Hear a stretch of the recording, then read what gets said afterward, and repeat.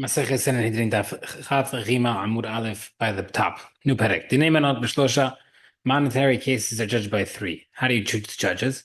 Zebro Le'echad, Zebro Le'echad. Each litigant selects one.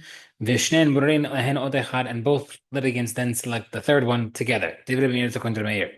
V'Hamim Hamim say no. Shnei Denin Burin Lehen Od Echad. The two judges select the third judge. The first opinion held that they choose two courts until they can confirm the third court.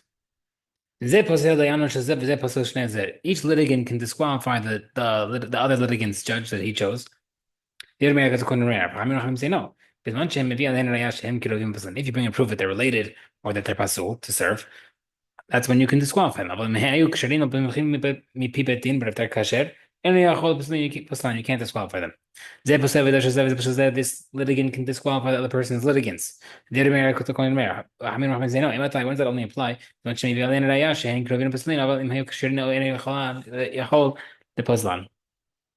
That only applies when you're able to bring a proof that they're pasul, but you can't just say, "Oh, yours pasul." You can't lose the case. Okay, what the first case in Mishnah, you said you choose one each. But Tatanami, Tsagi, you need three sets of three judges for Betin. The Gemara says, in each case, each guy, each litigant selects one court of each.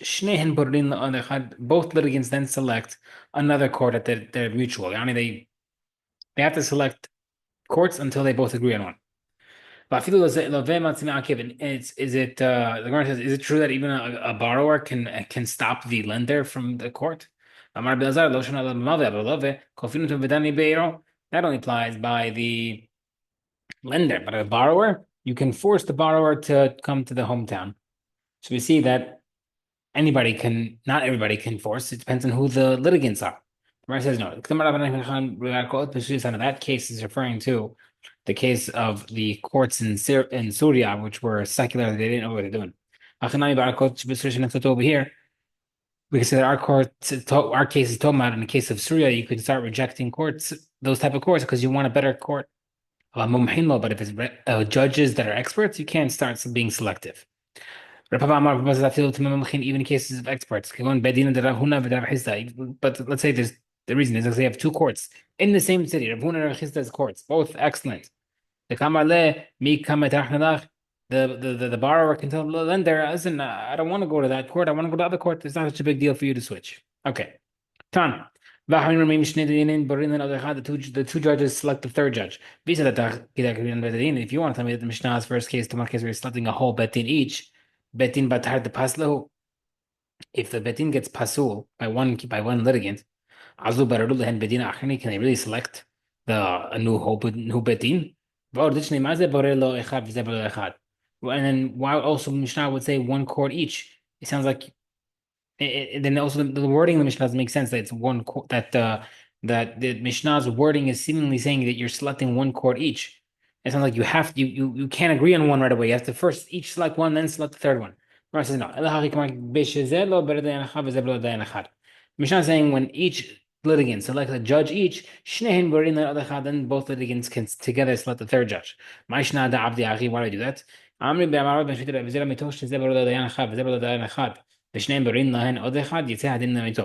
They'll agree on the reason why you each select one judge each and then they agree on the third one is because that will cause a happy outcome. If I'm happy with my judge, you're happy with your judge, and we were both happy with the third judge, then whatever the outcome will be, we'll be happy with, we'll be comfortable with. We'll accept the judgment verdict. I'm say maybe it's my whole being rude and Rav, posel the other litigants, judges, or edim. If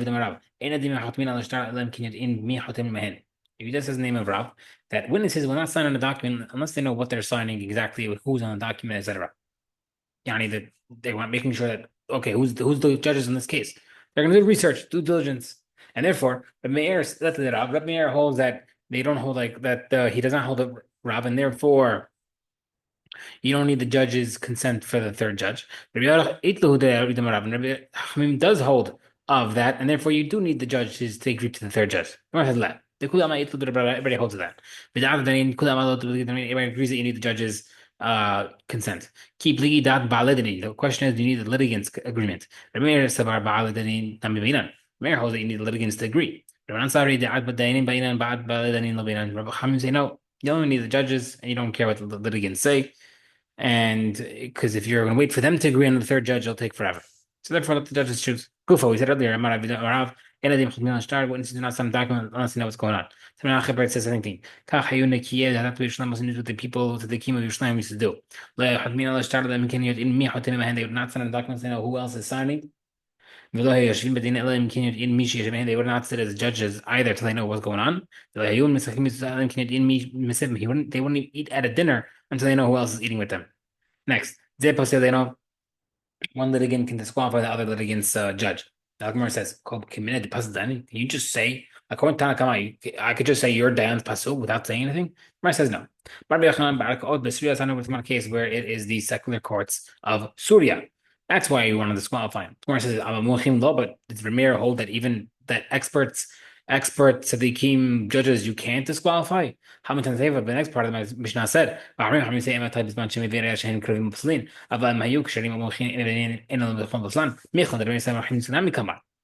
problem with that is because we infer from the second part that Hachamim disagreed with Rameir and said, no, the only time you could disqualify them if you have a reason to disqualify them. So it sounds like Rameir holds you could disqualify them even if there's no reason, even if they are experts. Rameir says, Rameir says as follows. If they're kasher, even if they are unknowledgeable, they're good Jews, just not judge Jews. They're considered experts and they can't be disqualified. Rameir says, Rameir would agree though that's Chachamim. Rameir would hold no, even you can. Rameir would agree that by experts you can't disqualify, but Chachamim say you can even disqualify a. Sorry, Rameir Chachamim would say that you can disqualify you cannot disqualify a regular Jew. Rameir said no, you can't. You can disqualify a regular Jew, but you can't disqualify an expert. That's what I was going to prove. Amar lo Rabbi. They told Rabbi. A litigant can't disqualify a judge who's already considered an expert. So we see that Rameir does hold that you're able to. Against we just said. Rameir says no. It's not the litigant's ability to disqualify a regular guy judge, not an expert judge, that the public has given them permission. Yani, he's not an official judge, but the people use him. So only that type of judge can be disqualified according to the Meir, but not an expert judge. But it says the same thing. But 1 second, witnesses are considered like experts. Every witness is interrogated until they know what they're doing. So therefore, if witnesses are considered like regular experts, Rameir holds that you can disqualify witnesses. How does that work? Where it says no. Can Rameir really say something like that? You could just disqualify your opponent's witnesses. That doesn't make sense. How does that make sense? It says not your litigant's witnesses, it's your litigant single witness. Now the Gemara says, what do you mean he has one witness? Either one, if the other guy's testifying on me, he has one witness. The Torah already says he's not believed. Either Shavua should make me swear. The Torah said that he's believable to make me swear. One witness is able to mechayev me shivua, and therefore he's as if he's two witnesses. So how can I disqualify him? The cases of money. It's not a case that I can reject him if I initially accepted him. If I say, you know what, I'll let you bring one witness, I'll allow it. I was very cocky. Then all of a sudden the guy says, you know what, I'm testifying against you, and I say, you know what, I don't want him to. I don't accept his authority. I don't accept him as two witnesses. He's back to a single witness. I can back out of that. Where it says, why do you need to teach me that you can back out of an agreement then? Mishnah says the same thing. If someone else tells somebody else, if I want to say that my father is a judge, that I accept my father as a judge, or your father can be a judge, or these three random shepherds can be judges, which usually are not allowed. Rameir says you can retract that. So we see already that it's not a case where they already accepted them. So why would I need to teach me another halacha that you're able to retract on these certain special exceptions? Yani people who are pasul, if you agree, you can still back out. We already have that. Where it says, you need to teach both cases. If you only mentioned the case of the fathers being judges, I might have thought Maybe Hachamim only over there said you can't retract. Because the fathers technically can be good judges in other cases. But let's say in our case in the Mishnah where one witness cannot testify elsewhere, and maybe therefore maybe you might think that they'll agree to the mayor and that he can retract. Therefore, he say no. Even Hachamim will say that you can't. We asked me only mentioned in our case of the witnesses because how come only the mayor says you can retract there? Because one witness is NG. But in the case of the dads, maybe mayor would agree to the Rabbanan that you can't retract because maybe they are considered good judges elsewhere. The fathers. Therefore, both Mishnahs teach this machloke by both cases. Now, the beginning part of Mishnah says his judge, one judge, and the second part of Mishnah said his witnesses rather. So now we brought this whole proof to say that look, maybe it's the case of single witnesses and you accept it and now you want to back out. But the problem is we knocked it out in a second just now. So we said you can't tell me it's a mistake, or the word witness is referring to one witness, because we specifically said his judge, which is singular, and we said his witnesses. So we see that we're mentioning actually two witnesses. So what's the case? Okay, no explanation. To a case where the litigant himself and another witness is testifying against this guy's witnesses. Why can he testify on the other guy's witnesses? He is biased in testimony, would not believe. A litigant can never testify on someone else, on anything else. It's like saying, "Oh, I believe you owe me $100. I'll testify on it." No, you're not believed. The Gemara says, It's not a case where there was already a rumor going around about this. Now the Gemara says, what's kind of rumor is going on? It's a case where there's a rumor that the guy was a thief. Then maybe he should believe to. Maybe how can he believe still he can't believe to disqualify them? No, he's still considered biased. Rather, there's a rumor that these witnesses or one of them has a family ancestry that's not good, that they weren't Jewish, for example, or slaves that they're pasul for edut. The Gemara says, now, why is that allowed? According to Meir, it's allowed because you're just testifying on his family. Passively, down the road, now they can't testify. Oops. And therefore it should be allowed, even though you're indirectly gaining. But Maranan say no, you're indirectly gaining is still considered biased testimony, not believed to be posel as witness. Case between two sets of witnesses. The mayor Savat Sadiq Levera. The mayor is talking about a case where the guy says, so what's the case? Ruben says, I have two sets of witnesses, two sets of two that can be believed. That I'm saying is true. The mayor says, you said you have two, you have to bring both. Rabbanan said right, and it's Rabbanan say no, you don't need to bring a second set. If you have one set, it's fine. But if let's say you have one set witnesses, you cannot disqualify them. What's not the chad? You only have one set. Can you disqualify the first set or not? What do you mean? One set. We just said that if one set, you can't. Then the litigants cannot disqualify it. Yeah, one set. We say no. Let's say there was two sets of witnesses, and therefore we say, if you have two sets of witnesses and you could disqualify one, then you could force the guy to bring the second set of witnesses. That's how the guys believe to disqualify the first set. But the problem is over here, can you disqualify the first set if the second set was found to be basul? So, Mahu, what's that? Now, since I disqualified the first set only because you had a second set, maybe disqualification should still work. Or do we say, once the second set didn't work out, then it's different disqualifying your only set, and that's not allowed because I'm already biased. The testimony was already accepted, it's accepted, therefore they're disqualified. Version, Rashi said, testimony was done, disqualified. Now, the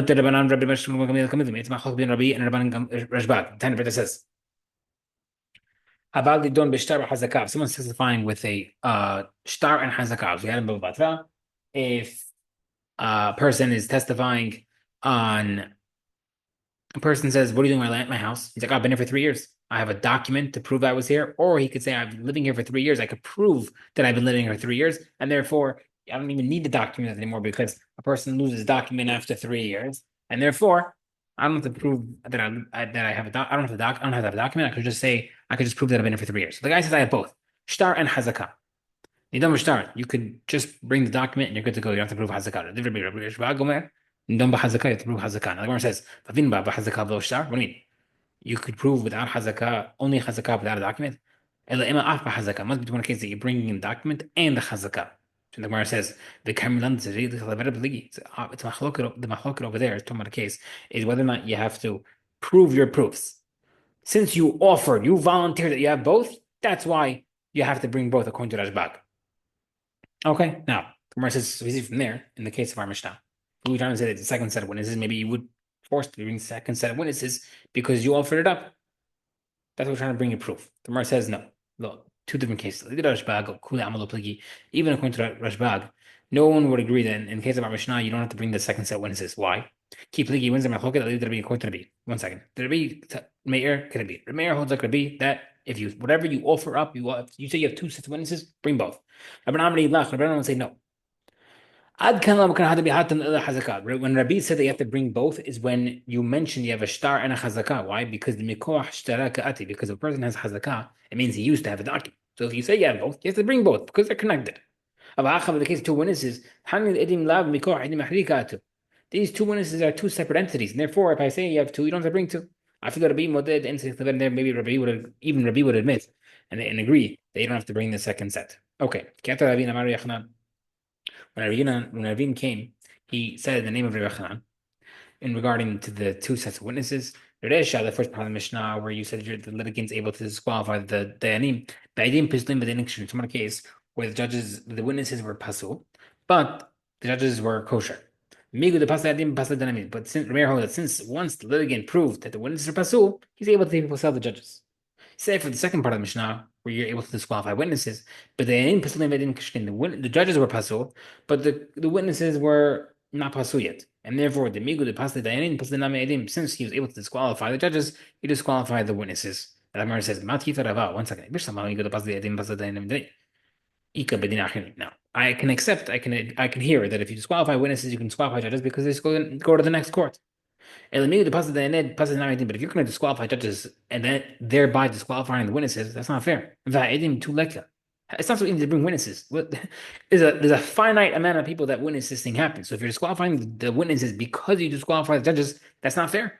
Gemara says, one case with the second set of witnesses.